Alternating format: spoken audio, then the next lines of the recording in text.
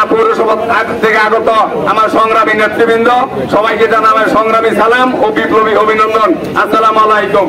প্রিয় ভাইয়েরা আমার, আপনারা জানেন কিছুদিন আগে পুরান ঢাকা মিরপুরে একটি হত্যাকাণ্ড হয়েছে। এই হত্যাকাণ্ডকে কেন্দ্র করে আমাদের ভারপ্রাপ্ত চেয়ারম্যান জনাব তারেক রহমানকে জড়িয়ে বিভিন্ন প্রোপাগান্ডা ছড়ানো হচ্ছে। আমরা উক্ত প্রোপাগান্ডার তীব্র নিন্দা জানাই। আমাদের প্রাণপ্রিয় নেতা, 18 কোটি মানুষের নেতা, আগামী রাষ্ট্রনায়ক জনাব তারেক রহমানের বিরুদ্ধে অতীতে অনেক ষড়যন্ত্র হয়েছে। ভবিষ্যতে যদি কোনো ষড়যন্ত্র হয়, আমরা নারায়ণগঞ্জ জেলা যুবদল সর্বদা প্রস্তুত আছি এই ষড়যন্ত্র মোকাবেলা করার জন্য।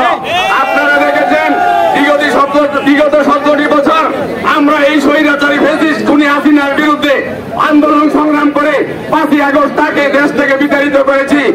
আমরা নারায়ণগঞ্জ জেলা যুবদল সাদেক ভাই এবং রনি ভাইয়ের নেতৃত্বে আগামীতেও যে কোনো ষড়যন্ত্র মোকাবেলার জন্য তারা পৌর যুবদল প্রস্তুত আছে। আমরা ইনশাআল্লাহ এই ষড়যন্ত্রকারীদের, এই আওয়ামী লীগের পেতাদের কঠোরভাবে মোকাবেলা করবো ইনশাআল্লাহ। সবাইকে ধন্যবাদ জানিয়ে শেষ করছি। আসসালামু আলাইকুম।